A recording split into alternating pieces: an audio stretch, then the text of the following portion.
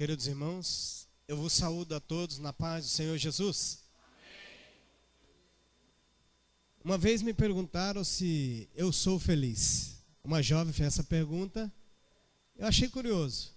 E eu disse para ela, eu sou feliz. Uma coisa é ser feliz, a outra é estar feliz. O povo de Deus não pode estar feliz. O povo de Deus tem que ser feliz, amém? Por isso, pastor, não convide ninguém para vir pregar na sua igreja se essa pessoa for triste. Eu estou aqui porque o salmista diz, alegrei-me quando me disseram, vamos à casa do Senhor. Por isso, eu estou alegre. Irmãos, Gênesis capítulo 3, a partir do versículo 1. Primeiro livro da Bíblia, capítulo 3.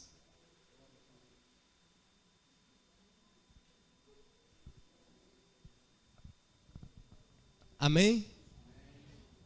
Diz assim a palavra do Senhor. Ora, a serpente era mais astuta que todas as alimarias do campo que o Senhor Deus tinha feito. E esta disse à mulher, é assim que Deus disse, não comereis de toda a árvore do jardim? E disse a mulher à serpente, do fruto das árvores do jardim comeremos. Mas do fruto da árvore que está no meio do jardim, disse Deus, não comereis dele, nem nele tocareis, para que não morrais. Então a serpente disse à mulher, certamente não morrereis, porque Deus sabe que no dia em que dele comerdes, se abrirão os vossos olhos, e sereis como Deus, sabendo o bem e o mal. Até aqui, irmãos, me ajudem em oração, por favor.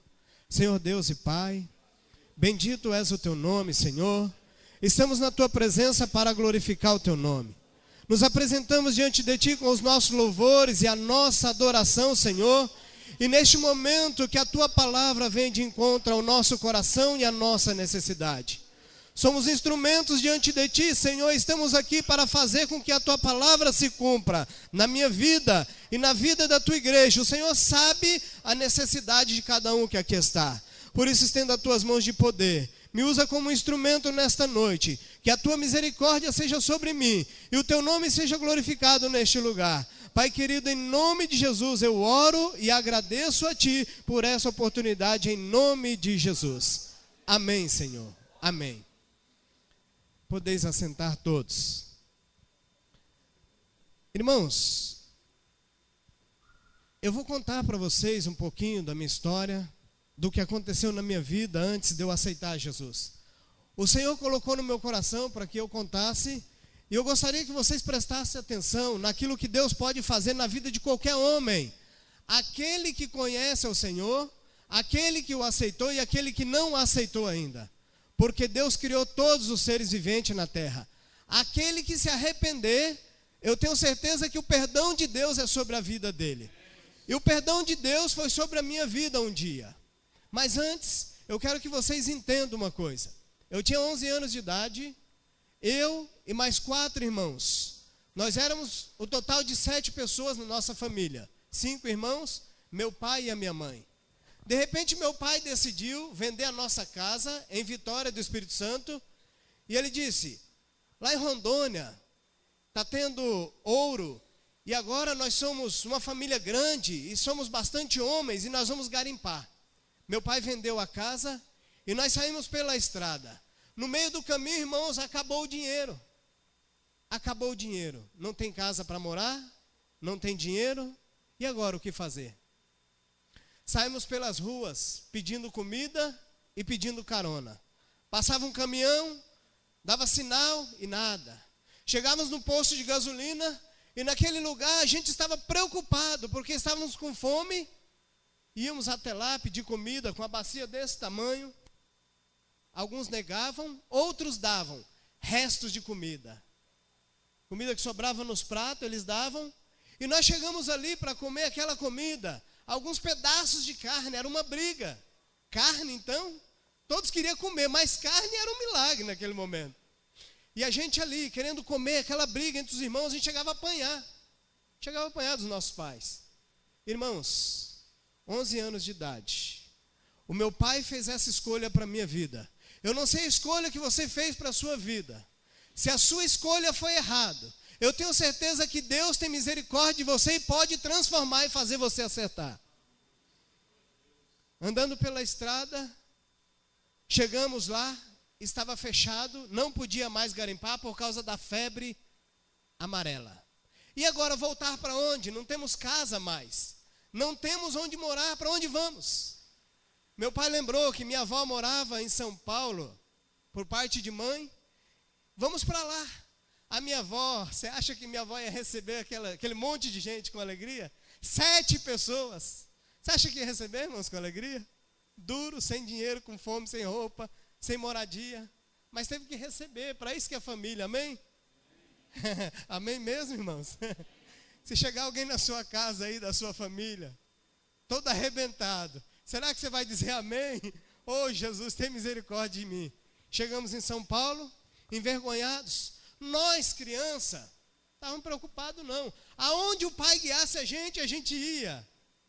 Se guiar para o caminho errado, nós vamos para o caminho errado.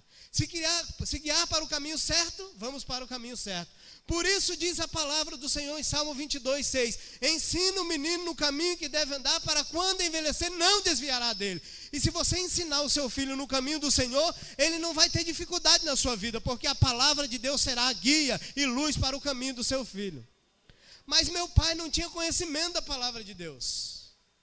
Irmãos, uma certa feita, nós estávamos com sono, antes de chegar em São Paulo, forramos o nosso lençol no meio do mato, e ali estávamos dormindo, fomos visitados, sabe por quem? Por uma serpente, passando em cima do cobertor. De repente o meu irmão acordou e viu aquela serpente. Fica em silêncio, é claro, quem vai fazer barulho, né, irmãos? Senão ela engole você. E nós ficamos ali quietos, parece brincadeira, mas é verdade. Ficamos em silêncio, ela passou pelo cobertor. A hora que ela passou, nós ficamos dormindo, todo mundo levantou e saiu correndo para o outro lado. Meu irmão maldoso pegou uma cobra, pegou uma madeira, o que ele fez com a cobra? O que ele fez, irmãos? Matou. Matar é pecado, irmãos. Mas antes ela do que nós, né? Mas nesse caso, está certo que nós estávamos no lugar errado. Já viu o ser humano dormir no meio do mato? Mas nós estávamos lá. Matamos a cobra, tem misericórdia de nós, Senhor.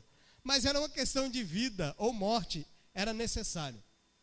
Indo para São Paulo, irmãos, eu tive uma paralisia infantil com 13 anos de idade. Fui parar no hospital e o médico me disse, para os meus pais, o Sérgio não tem mais jeito. A partir de agora o presente dele é uma cadeira de roda. Ele não vai andar mais. Mas a última palavra na minha vida tem que ser a palavra de Deus e não a palavra do homem. Estão dizendo para você que você não vai alcançar um bom emprego, que você não vai terminar a faculdade, que você não vai ser abençoado, o que Deus tem dito para você. Se você está nesse lugar e confia na palavra de Deus, o que tem que prevalecer na sua vida é a palavra de Deus.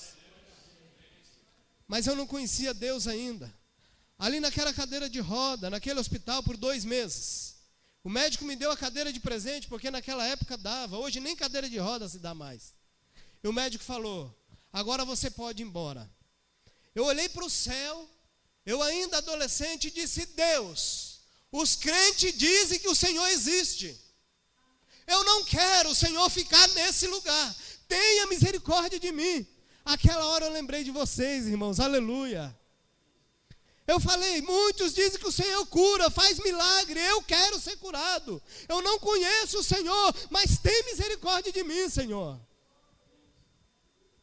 Passou um tempo, irmãos. Pouco tempo, a minha mãe veio a falecer, teve infarto. Ela se infartou com 37 anos de idade. Eu já tinha 13 anos. Meu pai se revoltou e começou a beber. Foi embora para a Vitória do Espírito Santo, arrumar um emprego e deixou a gente na casa da minha avó. E disse, daqui 2 anos eu volto, quando eu estiver bem eu venho buscar vocês. Começou a beber. Passou-se 2 anos, chegou um telegrama na nossa casa. Reconheceu o corpo, porque esse homem foi atropelado e perdeu a vida. Para nossa desgraça, nem pai e nem mãe. E agora o que fazer? Todos poderiam olhar para mim, para os meus irmãos e dizer, só resta virar maconheiro, ladrão. Mas o Senhor pode mudar a sua vida hoje. Se você tem andado por caminho diferente, que não tem glorificado o nome do Senhor, e as pessoas não olham para você com bons olhos, Deus olha para você e tem misericórdia de você.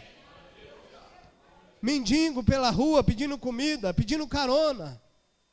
Perdeu pai, perdeu mãe, claro, ninguém quer se aproximar de uma pessoa assim. Mas olha, Jesus te ama, e Ele se aproxima de você e diz: vinde como você está, porque eu tenho o poder para transformar a sua vida. Irmãos, eu lembro ainda hoje, quando o Senhor diz na sua palavra: olha, o que faço hoje tu não entendes, mas entenderás depois. Eu estava naquela cadeira de roda, e o milagre da cura veio sobre a minha vida, porque o Senhor tinha certeza que eu ia glorificar o nome dEle neste lugar. Tem muita gente pedindo cura, pedindo milagre, pedindo bênção, mas Deus não pode contar com o seu agradecimento. Mas hoje o Senhor pode ser glorificado na minha vida. Eu posso pular, posso glorificar o nome do meu Deus, porque Ele me curou. Mas ainda um vazio dentro do meu coração, porque faltava o pai, faltava a mãe. No dia que a minha mãe estava no caixão, meu irmão Vanderlei, ele queria se jogar no caixão e chorava: eu quero ir, eu não quero ficar aqui. E a gente ali com pena dele, mas podíamos fazer o quê? Não podíamos fazer nada, só consolá-lo. Passava dia da mãe, dia dos pais, e ele chorava. No canto da igreja, ali naquele canto, ele escolhia sempre aquele canto, mas Deus estava olhando para ele. E ele ali chorando, não adiantava consolá-lo. E eu orava e dizia: Senhor, abençoa o Vanderlei, tira essa tristeza do coração dele.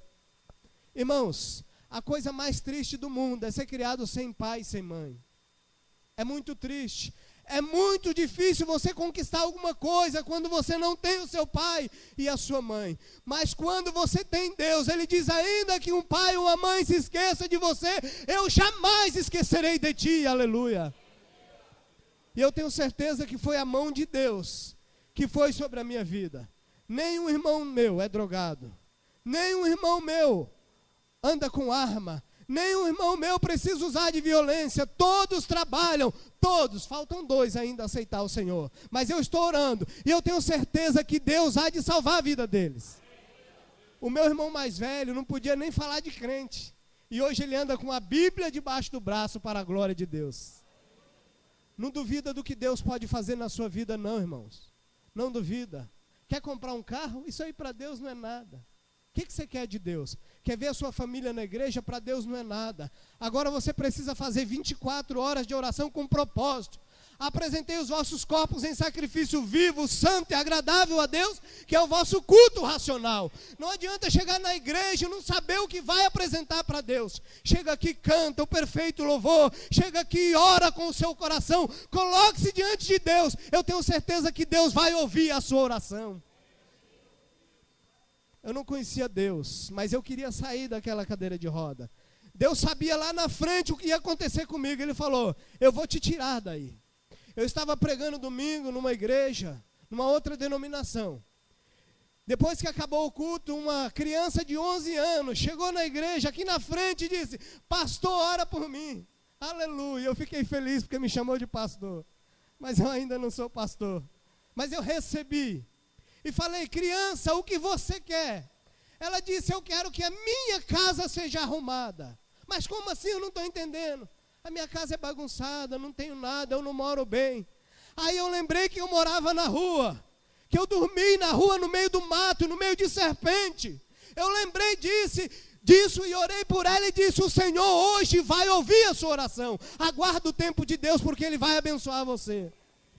Os discípulos, se dizendo santo, estavam ali protegendo Jesus, e de repente as crianças querendo chegar até o mestre. Não incomodem o mestre não, ele está cansado. Jesus diz: não, deixa-me vir as criancinhas, porque delas é o reino dos céus. Aquele que não aceitar o meu reino como menino não entrará nele, aleluia. E aquela criança chegou, eu orei por ela. Eu tenho certeza que Deus abençoou a vida daquela criança. É só aguardar o tempo de Deus. É só aguardar, porque aquele pedido foi sincero. Eu tenho certeza que Deus ouviu e Ele vai responder. Ainda orando por aquela criança, chegou uma menina de 17 para 18 anos, com os olhos em lágrimas, e disse: ore por mim. Eu falei: o que tu queres?